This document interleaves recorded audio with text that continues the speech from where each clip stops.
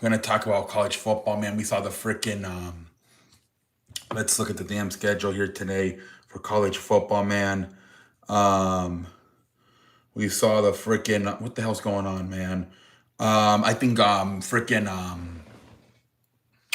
obviously the biggest games. Freaking Georgia beats Texas. It was kind of close there. It was like 14-3 for a while. Then it was 14-10. And then Georgia just exploded, ended up winning the game. I believe the final score was 35-10. I think Texas defense started giving up on the game. Um, I think they did an onside kick too, and that kind of surprised them. And obviously Georgia got the ball back, and it all fell apart. I mean, but Arch Manning is struggling, but also like the special teams not being able to get the onside kick, even though it was a surprise. The defense kind of giving up there at the end. I think you have to also look at Coach Steve Starstishink. And I don't know, man. I mean, this is obviously this team, this University Texas. They have a lot of money. You know, we saw it happen a few years ago with Texas A&M firing Jimbo Fisher. I wouldn't be surprised. And then now look, they're doing fantastic with Mike Oko as their coach. Um, Today they were losing by like 30 points, and they came back and won versus South Carolina. Um, I'm sure Texas, they're looking at it and like we might have to do the same thing and maybe look for an even better coach.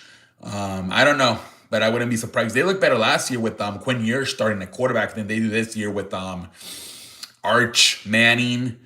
I don't know how much you're gonna look at Steve Starstetian and blame him for the bad play of Arch Manning, because he is a first year starter, but he's a junior. It's not like he's a freshman. Like I said, the defense also looked bad at the end. Special teams not being able to get the onside kick. It was bad. I don't know. There's probably going to be at least a conversation about the future of Steve Stark Season. But we'll see what the future holds. Also, we had Oklahoma, man, upsetting Alabama. Final score, I believe, was 23-21. Oklahoma with the upset. Oklahoma seems to actually be benefiting more from Lincoln Riley leaving. It's funny because it was the same year, I think. Both Lincoln Riley and Brian Kelly got their big money deals with LSU and USC. And it looks like both Oklahoma and Notre Dame have benefit more with Brett Venable in Oklahoma and Marcus Freeman in Notre Dame. And obviously, Brian Kelly already lost his job in LSU. Lincoln Riley not doing as great as they thought he was going to do in USC. It's funny how it ends up working. You got freaking Oklahoma, man, beating Alabama tonight, 23-21. Holy free holidays. I think at one point they were up like 17-7. They were really giving their quarterback, Alabama's quarterback Tyson, some problems tonight. Great win. Oklahoma has really improved defensively with Brett Venable. They look really good, man. So yeah, man, that's crazy. Notre Dame beats the hell out of Pittsburgh. That wasn't even a good game. Like I said, the huge comeback by Texas A&M.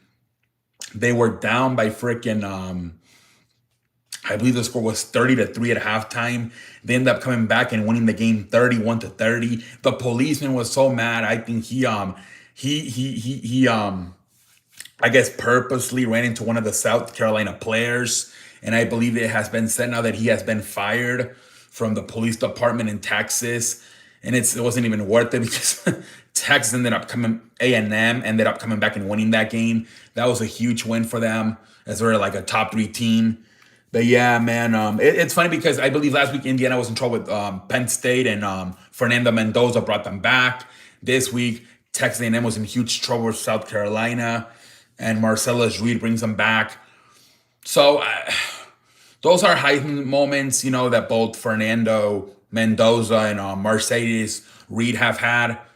The Heisman doesn't look fantastic this year, but those along with probably Diego Paga and Vanderbilt and Ty Simpson didn't look so good tonight. Ty Simpson hasn't looked that good the last few weeks versus who did they play last week? I think it was LSU last week. Tonight, Oklahoma doesn't look that good, but he's probably gonna get an invite at least to the Heisman presentation. Is Ty Simpson. Those might be the quarterbacks, honestly. But yeah, man. We'll see who wins the Heisman. But what a fun week of college football, man! It really was. Obviously, huge win by Texas A&M coming back by 30 points and winning that game. Um, yeah, man, huge. It's crazy, man. That shit was crazy. But like I said, Oklahoma with the freaking really good W, upset if you will, maybe beating Alabama, and then Georgia with a statement win, I guess. And Texas, just like I said, I don't know what the future holds with both Arch Manning and Coach Steve Stark Season. Let's move on here to some other stuff. NFL tomorrow, we got a bunch of stuff. NFL, not really though. It's just a bunch of injury stuff. Not really. I think Sam Laporta, and DK Dobbins are hurt. They're saying they could be out for a few weeks. So I think that's some of the big stuff that came out today for NFL. Those injuries between J.K. Dobbins and Sam Laporta. Not too much NFL stuff to talk about tonight. NBA, the Pelicans fired their coach, Willie Green. I think they got off to a really bad start, and so they had to fire their head coach, Willie Green. That's a franchise, man. It's not really doing good at all, man. Zion Williamson, I think he's hurt again. I don't know what the hell you do with that franchise, man. I honestly don't. But huge win tonight by the Lakers, man. I don't know why in a random Saturday in November, the Lakers play the Bucks, and the Lakers actually won the game. I think Luka Doncic led the way with 41 points. I believe Austin Reeves had like 25. I think DeAndre Ayton had like 21. But yeah, man, I don't know where the fucking Lakers beat Milwaukee on a Saturday night in November. Holy free holies. I think Giannis had like 31.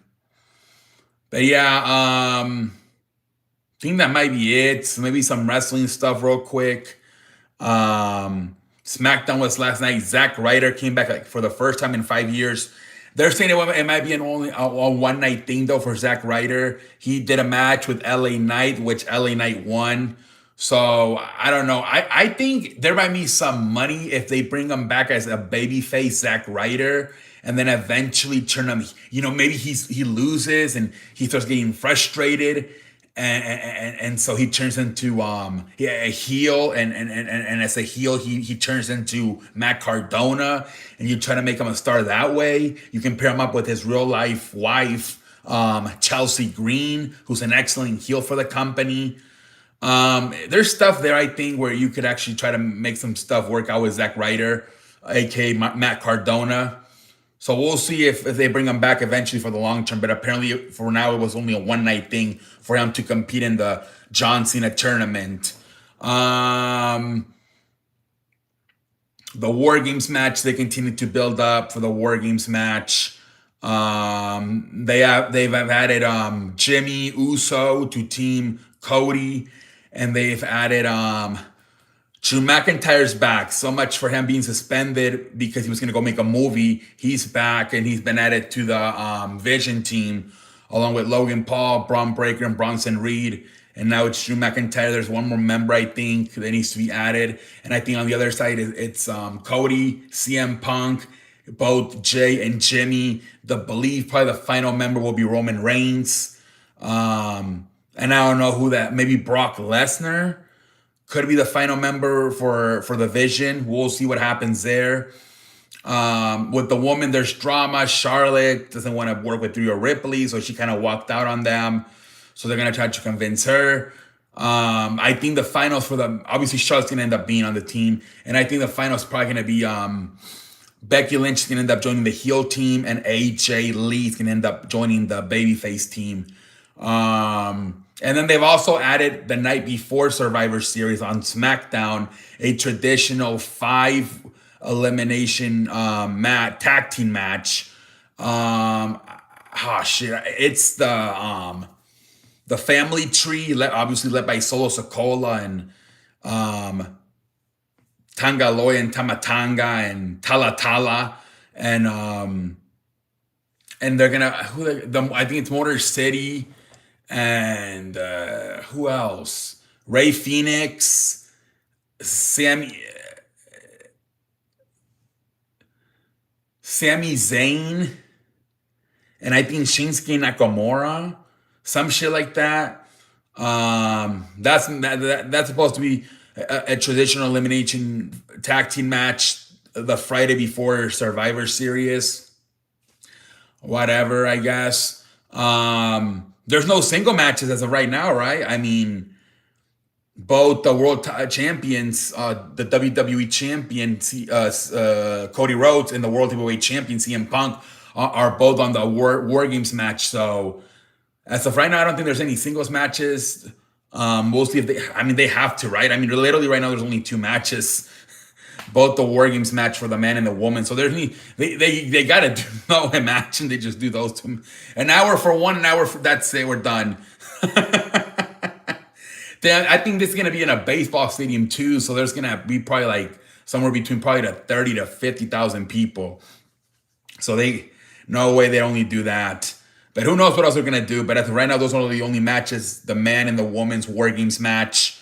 But we'll see. We'll see what the future holds.